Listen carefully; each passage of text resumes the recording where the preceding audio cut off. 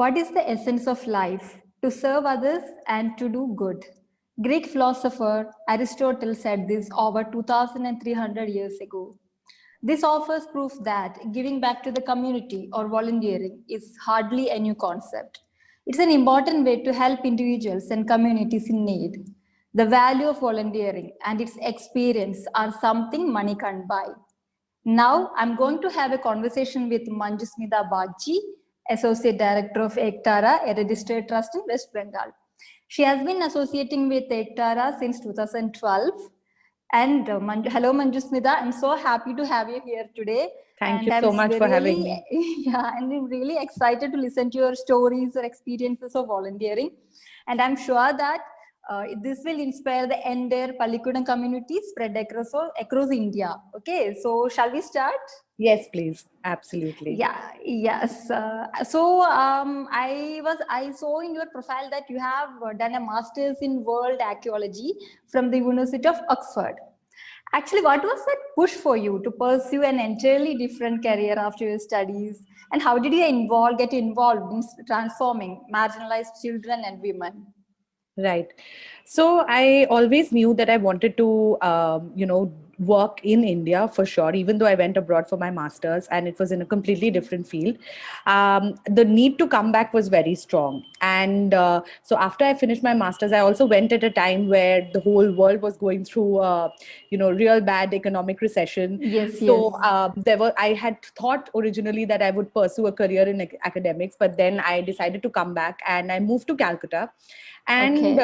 that is when I was I was experimenting with different kinds of things, different kinds of volunteering positions and jobs. And in 2012, through a friend, I came to know about this organization called Iktara, which had Okay. also just recently started. Yeah, yeah. And yes, since then there's been no looking back, really. So what started as something that I thought would be a stopgap, just something that I wanted to try out and see how it would go, has really, I mean, it's part of life now. So yes. Yeah, so you started your journey with Hectare in 2012 as a 12. program coordinator. Am I Yes. right? Yeah. Yes. Now you are in the position of an associate director. So how do you describe this 8 years ride? How was it? Right. So it's like I said. I mean, I've seen this organization grow. When I joined Iktara, we were still very new.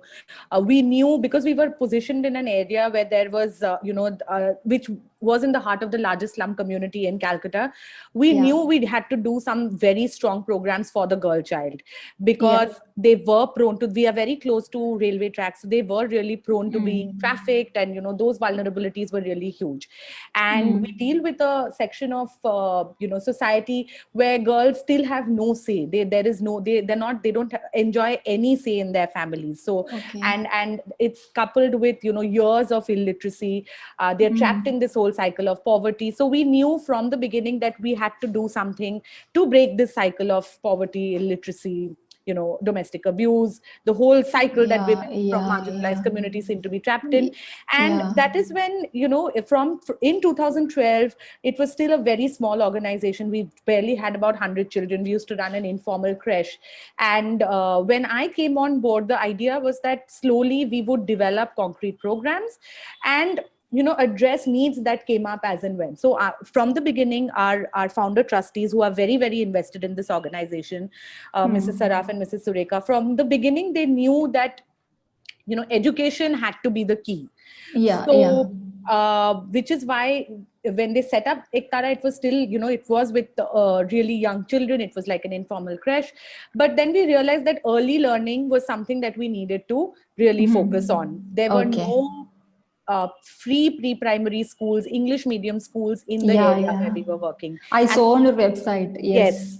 Yes, And yes. especially for, slum dwellers, there was nothing. There were just a few government school options, but they were all Mm. vernacular based Mm. schools. So, and our thrust was always on English medium education, because Okay. whether we like it or not, whether we accept it or not, I mean, of course, having knowledge and having in-depth understanding of one's local language is very important. But being conversant in English is non-negotiable in today's world. Of course. So Yeah. we knew that, if these children were to have even one shot in making it in the mainstream community, English education was imperative. So Yes. right from 2012, we kind of, we decided that we wanted to focus on English education and high quality education for the girl child. So then slowly we added on from one program to another. Initially, we used to operate out of rented spaces. So, every few Okay. months we were asked to leave when the number of children would go up. Invariably, the landlords would ask us to leave. So then finally in 2015 is when we moved into our own community center. And that is when we also formally registered Iktara. And since Okay. then, there's been no looking back. So to answer your question about how this journey, Yeah. it's really been like, there have been so many ups and downs, and it's like how you go through life. You all of us have evolved in this process, really. Like our programs, like the children who've come into being, all of us who've been associated with the organization right from the beginning have also really just grown with it. Yeah. So, what was the response from the community in the initial stages? So in the initial stages, there was some resistance. Hmm. In fact, there was a lot of resistance, especially from the fathers. From the mothers, what Oh. we found was, because we were telling them that we are going to start with the pre-primary level and Mm-hmm. then, take it on to primary school and higher classes. The mothers still wanted their girls to go out, get education, but the fathers were very resistant. So initial years went in really intensive community work, outreach work, Yeah. where we had a group of very young committed workers, young girls from the community whose capacities we had built, and us, we would like literally go into their homes and try and convince them that just give this a shot and you will see the results in a few years. It's a time taking process, but you will, Yeah. the minute your child grows up, you will see the results. So first few years really went in convincing them that this is something that they should do. And thereafter, once we moved into our community center, they also realized that, okay, these people are here to stay. It's not like they're going away anywhere. So we invited them to our facility, and we would give them, we would talk them through the different programs we have, why we have those programs. And slowly the trust started building up. So, and now we are at a point where we don't even need to, every time we open up admissions, we don't even need to, before we advertise also, we have like a waiting list of 200-300 children who want to get in. Wow. So Amazing. yeah, so that is it, Yeah. that then it, which basically means that the community now trusts us. All Yeah. these people who Yeah. we've been working with for so long really do have that faith in us. And yes, Hard work pays off yes, from definitely. 2011 And to 15. yes, Yeah. and perseverance, you have to be at it, otherwise Yeah. you can't give So up it at any point. matters. Yes. Yes, So, yes. yeah. So, why volunteering is very important for NGOs? How does it work? So again, in the beginning, we used to focus on, getting full-time employees, part-time employees, but also give Hmm. equal importance to volunteering, because what volunteers can do for an organization, very few, stakeholders can come in and do, because they come in with their experience, they come in with Hmm. from such diverse backgrounds, they come in with their Yes. fresh perspective. So it's very, very important for, for organizations, grassroots level organizations, to work with volunteers, committed volunteers. That is very, very important, Yes. to take their work ahead. And so volunteering is absolutely very, very crucial to how an organization can work well, the kind of work that they want to do. So again, to just go back to a little bit of the kind of programs that we do, we run our education program primarily right from the pre-primary to primary and middle school level. And then we also have a mainstreaming program where children who perform very well are enrolled into leading schools of the city. And Okay. to support this entire academic journey, we do a lot of support programs also. So we focus on extracurricular activities, we focus on health, we focus on nutrition. So every child who comes to us gets a hot meal.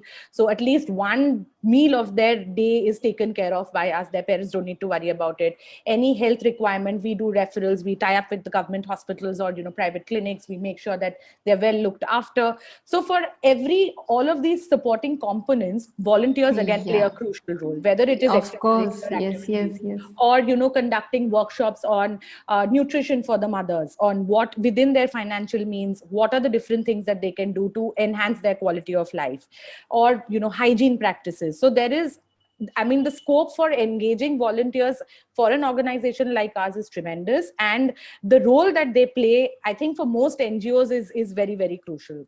Very crucial because you are, I mean, you are helping the community to improve Yes, your yes. facilitation. Yeah. Exactly, exactly. But I will mention here that finding committed volunteers is a bit of a challenge. Is yeah, Yes.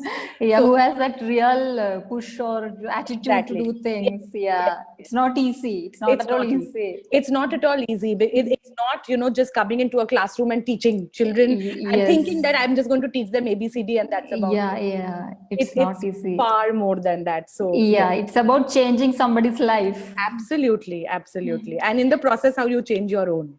Yeah, because yeah, it's true. Even your lives are also changing. Your attitude will change. You will feel Absolutely. better. Yeah, Yes. self-esteem, everything will improve, I guess. Right, right. Yeah. Yeah. So, in your view, what makes Ektara and its activities very unique from other NGOs or other, I mean, similar organizations? Right. So again, for us, I think there are several things that make Iktara very unique. There are lots of Mm. NGOs in the country that work in the fields of education and with a focus on the girl child, and they do fantastic work. But I think what sets us apart slightly is that we really focus on every child that comes to us as an individual. We look into that child like, and like your parents looked at you or my parents looked at me.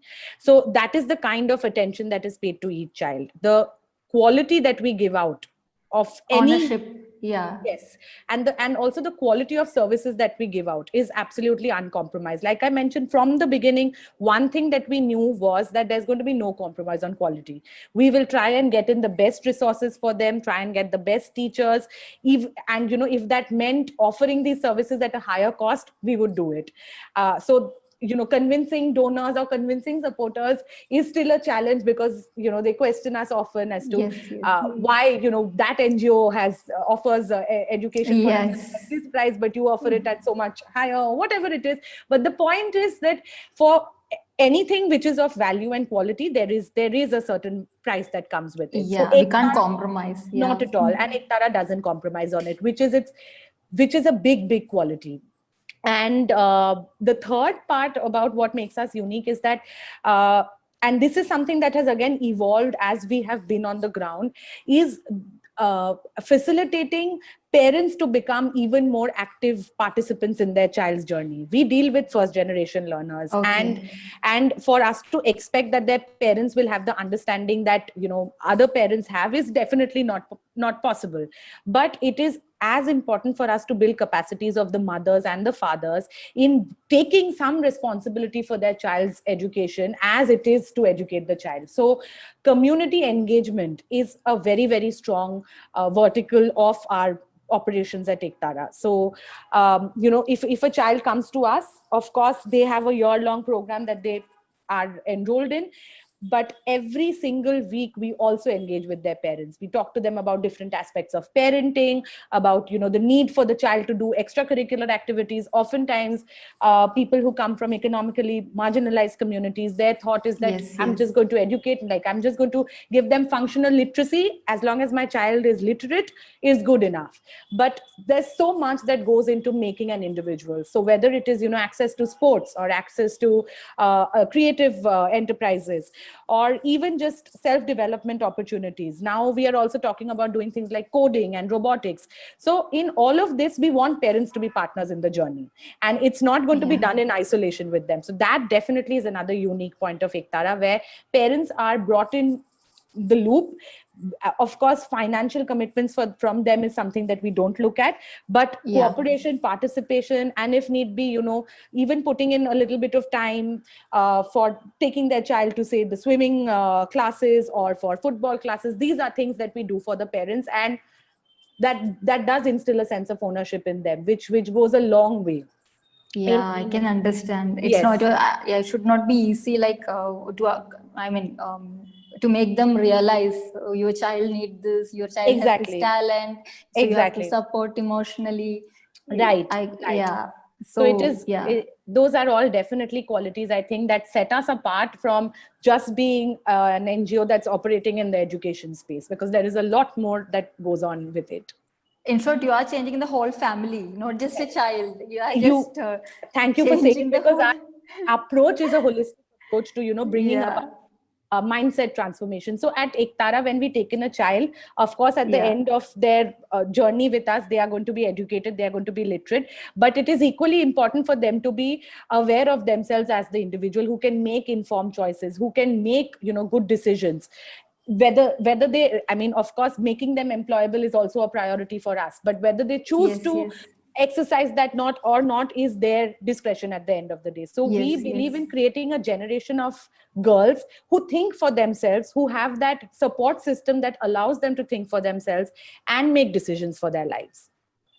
Wow, amazing. It's very important for girl child to stand on her feet. Yeah, and you are giving all the support. Congratulations. Thank you so much. Yeah, Thank yeah, you. amazing.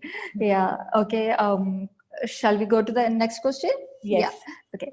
So, as the Associate Director of Ectara, what is your role in implementing Ectara's vision to provide high quality, holistic education and livelihood skills to enable positive community transformation? It's as written on your website. Right, right. Yeah. So before I come to my role, I'll just again go back to what Ektara does and the holistic approach. So while we were doing the education program, community engagement, we realized that giving women the opportunity to understand what economic independence means is also very, very important. We deal right now, we have 1,300 beneficiaries who are enrolled in our system. It's not possible for mothers of each of those 1,300 children to come and work with us. No. But even if for a handful, we can show them that, this is the advantage of being in a position where you are economically independent. There is so much more that you can do. So with a handful of women, we also run a social enterprise. And so we do a lot of skill building for them there. We do a lot of, livelihood option generation also through that social enterprise. So as the associate director of Ektara, that a role that I have kind of grown into over the last few years, my job is really to work with the top management and what is required on the ground. So which is why it's a very exciting position. It's not just that we sit in a room and we decide on all what the different strategies should be without having a connect with what is actually needed. So I work very closely with the teams that are on the ground, so I personally look into the education program fully. So we have a group of 40 teachers who are leading the whole vertical. So doing, just every week understanding what is the requirement, what needs to be done next, or how do we modify something that we are doing. And what has happened during the pandemic is that all of us have had to kind of reorient ourselves. Yes. Right? So and this has actually, this pandemic in a way has brought us closer to the community, because I mean, if we were to operate in the restricted sense of, being an education facility, we perhaps would have had to stop operations. But because we already had a good relationship with the community, and we've got a committed workforce who's also very, very in line with what is required from the members during the pandemic, all these attributes really helped. Okay. Again, as in my capacity, my role is essentially to facilitate all of these different parts that go into making Ektara and the work Okay, that we do. great. So how do you give training to teachers? I mean, they Right. come as volunteers or? So for teachers, we have three categories of teachers. We have, because Okay. like I mentioned, high quality is very, very important for us. Yes. So we do have fully trained teachers. That is one level of teachers. The second is we take young girls from the community who've studied, say, till class 8 or class 10, and give them, teacher training, enroll them in proper recognized teacher training courses, and then absorb them in our system as helper teachers in the pre-primary section or the primary section, depending on their level of qualification.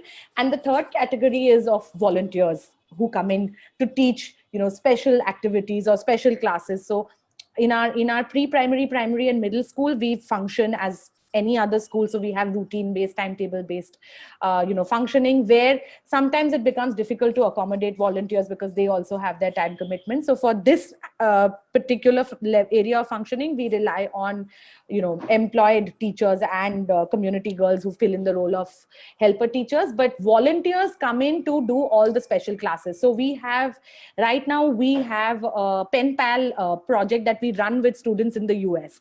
So there are Okay. 15 of our girls sitting in the most in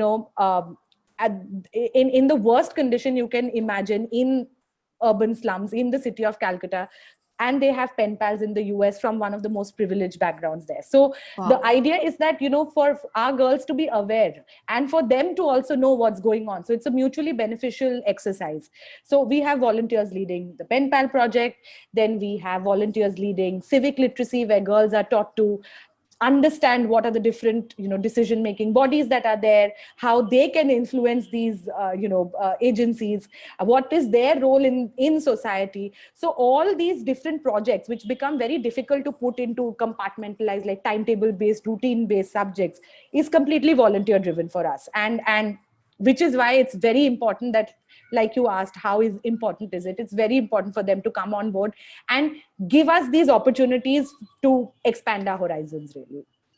Okay, so as a person, how has it helped you? I mean, to improve or to grow better?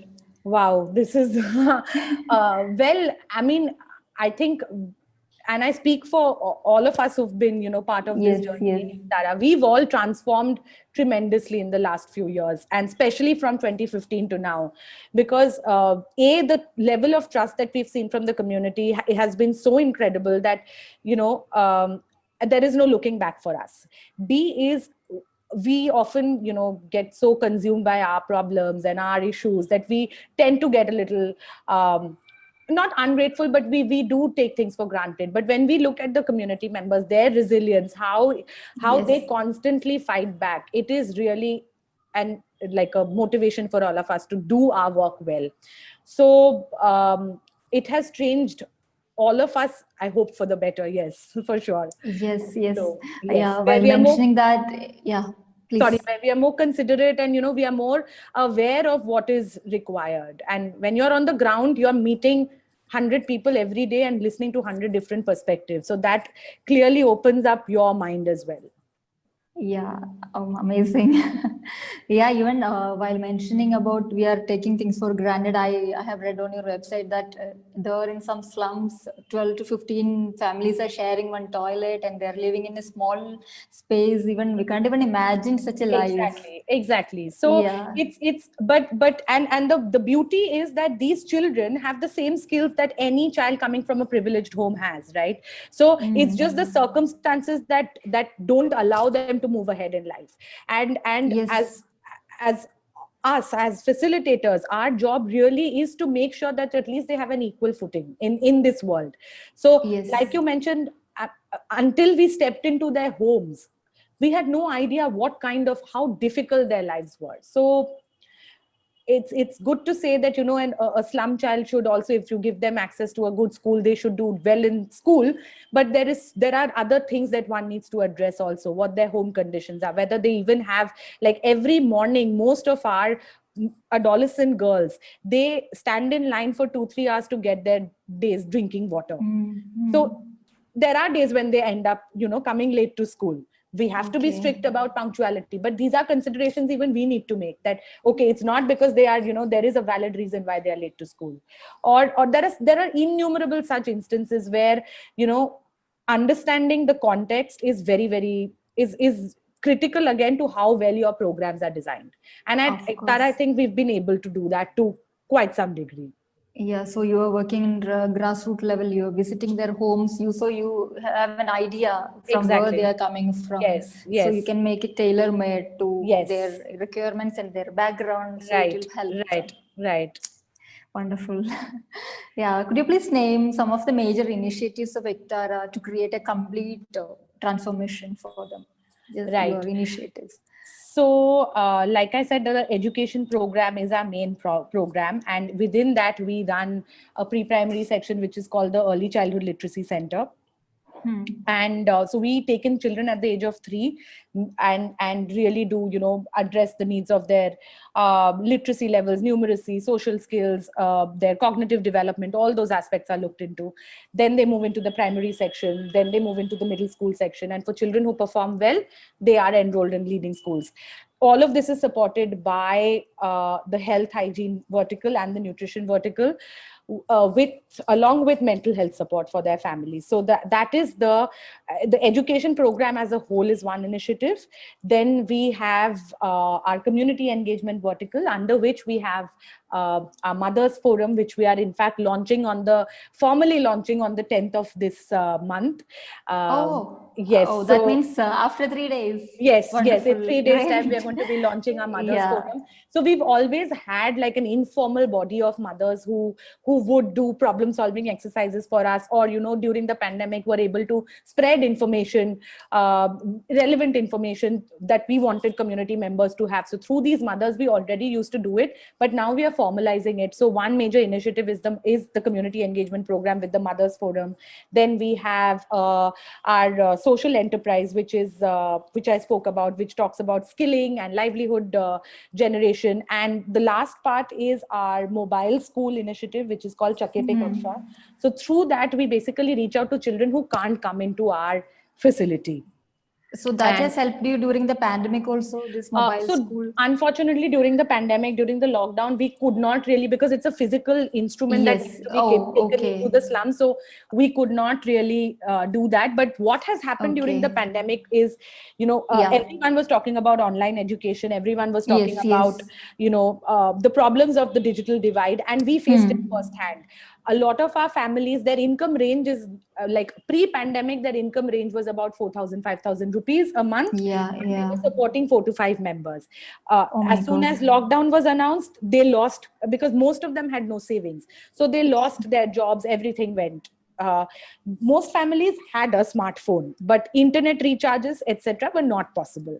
Some families did not have smartphones, or there was one phone for 5 members. So what does an education facility like ours do at a time like this? So immediately we had to think of different options. We partnered with another organization called Education Above All, and started doing tele-learning modules, because we realized that online learning is something that we cannot really implement right away. So through telephone calls every single day, in fact, even now it's continuing. Our teachers call up the student, give them the task for the day, call them up again in the afternoon to check on the progress. And all these projects have been developed with weekly outcomes. So the teachers know exactly, what are the tasks that need to be done on a daily basis in order for the child to have acquired certain skills, certain learnings by the end of the week.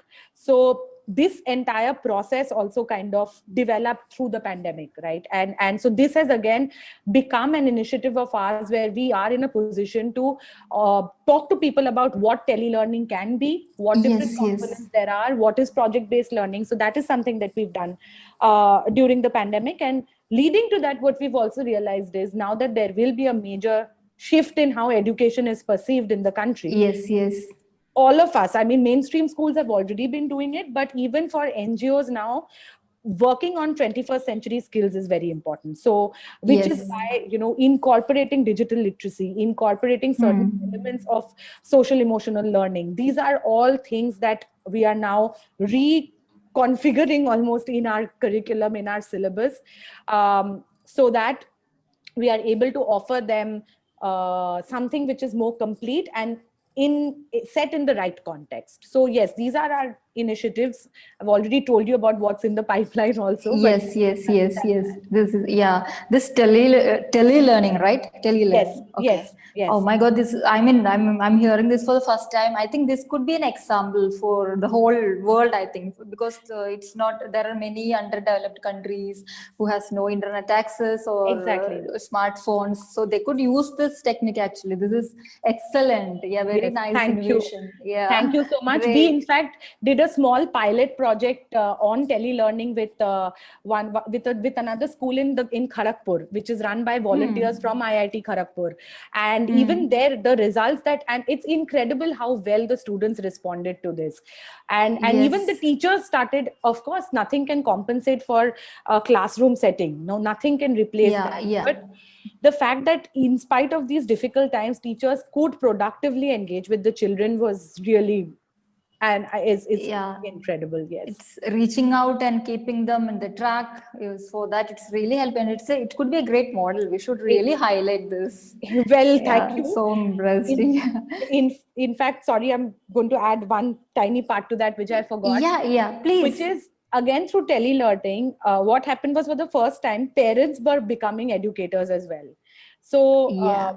I'll give you the example of one project that we did was where the students were asked to create a restaurant. Okay, so they had to do finalize the menu, they had to do a budgeting, they had to do like what kind of seating. So there was a lot of mathematics involved in it. There was social skill involved in it because they had to talk to different members of their family to get recipes, to understand different portions, how it can be done. And also the last bit was the creative aspect where they had to market their restaurant. In this entire journey, for the first time, the child and the mother or the father were working together. For first Yeah. generation learners to involve, get for parents to feel involved in the academic journey is has never happened for us, at least before. Yes, There has yes, yes. always been a disconnect where the father and the mother cannot, or they, and that gap just keeps widening. But Yeah. through, and especially with the younger kids, because I mean, we had to talk to their mothers or sometimes their fathers to explain what the tasks of the day were. We were in a way, training them to be the educators. So this was Yes. the sense of almost empowerment that the parents felt through this exercise has also been very, very rewarding. Wow, excellent. So, I mean, the real change happened there. The real transformation during the lockdown, it has already happened, I think, and you Yes, got a nice yes, feedback. yes, Yeah, great. So, this is the way you take inputs from the community you work in, or while yes, designing your programs, yes. you From analyze the feedback. Yeah. Absolutely. So we do a set of surveys to understand what the need is. Then we test out certain pilots and see what's working, what's not working. And in this entire process, their participation is absolutely, I mean, very, very important. In fact, some of our project leaders within Ektara Hmm. are also members Hmm. of the community who've been trained to take on roles of leadership within the organization. So they also, act on behalf of the community when we take certain decisions. So it's nothing is done in isolation. It's not what we think would work for them, neither is it what they think they need. It's a combination of both. And community participation is therefore there at every level, whether it is what kind of food is going to be served, or what are the ECA activities, or what kind of skill building training should be offered to the mothers. Everywhere we do take into their account their opinions. I think this is a transformation. Actually, they are transforming themselves. You are facilitating the change, actually, I think, because you are Yes, educating them and they are making their life better. You are just showing yes, the ray of hope. So you are just taking to the track and they are just exploring it, I guess. yes, Yeah. absolutely. Yes. Yeah. So, when you select volunteers, what are the qualities you look for Ektara? And if there are any for if suppose you are working in West Bengal now, so you prefer somebody who speaks the local language or any criterion like that? So for volunteering, again, we look at what the skill sets the volunteer has to offer. We've had volunteers come in from all around the world. So knowing Okay. Bengali or Hindi is not always a requirement unless they are doing direct, sessions with Huh. children. But there are Yeah. so many other avenues where volunteers come in and help, whether it is, Okay. for designing modules, or whether it is Yes. to do creative content for, say, fundraising requirements, or for our website, or social media. So volunteering, again, depending on the skill sets, we kind of custom make what we can offer to the volunteer. But what is required from them, what I'm asked from them, is that Yes. they need to be committed, and they need to Yeah. just be focused on what they have set out for. And we are a very open organization. We are always open to suggestions and advice. So if they come up with good ideas, we are more than happy to implement it. So it's a place where everyone can put their ideas on the table, and we Yeah, irrespective of their MSWs, there is no Absolutely. requirement you should have an MSW degree, No. nothing like So for that. certain things, of course, technical knowledge is important when they are going onto the ground to help with surveys, or do like baseline assessments and things like that. Or even sometimes we've had volunteers help out in basic monitoring and evaluation exercises. So for that, if we have people coming in with some technical expertise, it helps. But Yeah. for again, there are so many ways in which a volunteer can fit in to an organization like ours. So it's not limited to just that. Yeah. Okay. So, what are the challenges you face in your way, and how do you overcome? So right now with the pandemic, in fact, just from April 2020, we were to launch our new school building, and we were very excited Oh, for that. It's a brand new in facility Kolkata. in Kolkata, Kolkata. in the slum Okay. only, right next to our Oh, existing community center. And yeah. this building is, it has like 20 large classrooms. It has a library. It has a space for a music room, an art room. Like it's really developed, keeping in mind what any mainstream school has. It has provisions for a STEM Wow. lab. So we were very excited for that. And Okay. unfortunately, that The has been put lockdown. on Yes. hold. Yes. So but Yeah. we are hoping from January we can open it out slowly and we can use it. So one challenge definitely will be to get to carry ahead the vision that we had started out with for that place, because the learning gap that has come about is huge. Yeah. So Yeah. there'll be a lot of, we'll have to go back a few steps when the children come back. So that definitely is a challenge in terms of how we can bring the children back into as far as their learning levels are concerned, and how they can how we can reverse some of the damages that have occurred in these few months, which are still continuing, unfortunately. So there really is no knowing when we will actually be able to bring them in. So that is a big challenge. Second, of course, is with as of any grassroots level organization, fundraising is a big Yes. challenge. Yes. And there are certain governance issues also that have, as in government stipulations rather, that have come in, which also make fundraising even more difficult.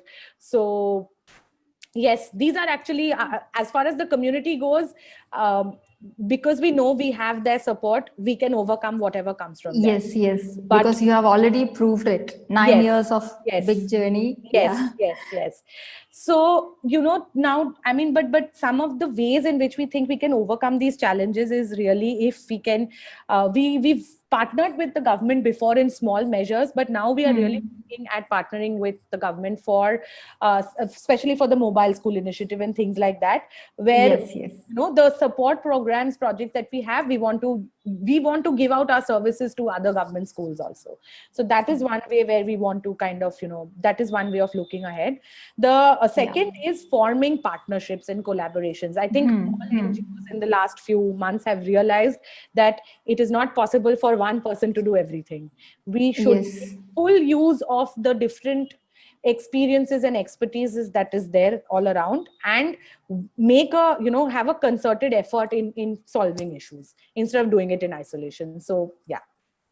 Yeah, I'm sure you will face and overcome all these things. And I look forward to the inauguration of your new school in January. Yeah. Thank you so much. And yes, and what is the support you get from state or central governments? Normally, are they very supportive or?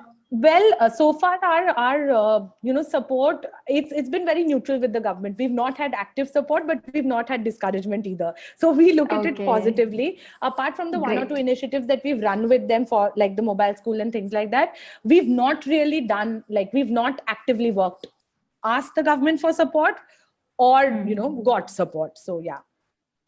Okay. And do you have any expansion plans? Like now you are working in West Bengal, so you want to move further. There are many slums across India, not Yes, just yes. so. So we are focused mainly in Calcutta and in the Yeah. in three wards, basically three municipal wards in the city. Our plans definitely, once we have our new school building ready, we want to replicate at least the pre-primary section and similar community engagement models in other slum communities within Calcutta and outside Calcutta. We've already done one partnership project with the school in Kharagpur that I mentioned. So Yes, we are yes. on the lookout for doing projects on a knowledge sharing basis on a partnership module right now. But as far as expansion and scaling goes, hopefully we'll go pan India someday. But for now, we are Yes, looking at other places in the city and in Bengal. Yes. great. Yeah. Actually, recently I have read an article that says NGOs are considered more agile than other institutions in accomplishing development goals because they can reach the most vulnerable people in a community and find innovative solutions to problems. And the article also says, but the NGOs are not getting enough credit of it. Do you agree to it? Yes, definitely. The way NGOs have really reacted to the problem thrown up by the lockdown and the pandemic, and the way most NGOs have been able to pivot is incredible. I don't think a lot of industries have been able to do that. And again, if I take Iktara's example, we were always doing education and direct engagement program with our students in education and skill building. The pandemic forced us to look into welfare measures as well. So we started doing a distribution of ration kits. We started doing distribution of even PPE kits to the government. We had to pivot and change our course of action to what was required at that point. And most NGOs have done that. So as far as agility goes, yes, NGOs are indeed one of the most agile sectors, if not the most. And as far as credit to them goes, I think, I mean, again, during the pandemic, one good thing is that a lot of NGOs now know of each other. I mean, under normal circumstances, I don't think you would have heard of Iktara. And right. Yes, And yes, so, yeah. yes, credit, it also depends on who is giving the credit. But in terms of the networking between NGOs, I think that has happened very well as a result of all the endless webinars and conferences and Yes. that has also happened. But there is a lot more support that we need from, whether it's the government or it's from other industries or from other civic organizations. Definitely there is a lot that can be achieved if Yeah, that support everybody is comes around. Not just, I mean, you need support from people outside this marginalized community or absolutely. disaffected people. Even Yes, the normal yes, people or who live in upper class also should come and help yes, your yes, yes. facilitate your journey. Most people feel that 500 rupees or even Yes, 1 hour just of a my time will not donation. help. They think, oh, Yeah, what can one tiny donation yeah, do? yeah, But yeah. one tiny donation can also do so much. It's I mean, we Yes. cannot stress enough on the importance of even small contributions. Yes, even I have seen people like they just ignore all these things. They when they NGOs come for help and Yes, they are like, how this 500 is going to make a difference? What is our need? So I could right. give some charity organization Yes, later. That's yes, a yes, thinking, I think. yes, Yeah, yes. I think I'm sure it will change. This COVID-19 has changed a lot. It has brought people together in a sense. Yeah, True, very true. yeah, we we And got connected more. right, that is so true. And Yeah. also earlier, I think NGOs in India are often considered to be very almost corrupt organizations where there is Yes, yes. money laundering going on. I think Yeah, those that's perceptions attitude. definitely have changed quite a bit, and especially Yeah, for yeah. smaller organizations like ours that are working on the ground. For us to do major advocacy or major campaigning for our cause is not possible because our energies are invested in doing actual the groundwork. Yeah. So through the network of NGOs that has come up, almost like people talking about it, that visibility and the credibility of your work also is coming out now. Okay. Can you please mention one moment that has touched you or that has moved you, or one or more, any moment like you could recall, like that has moved you entirely, like that? There are actually There are quite a few, but I'll just tell you about. There's this Yeah. one girl who currently works as a, she's heading the extracurricular activity project in our organization. So she was a school dropout. She was considered not to be one of the brightest students, and she was also in her family. She didn't have. She was not. She did not suffer domestic abuse, but there was a lot of mental harassment that she had to kind of undergo.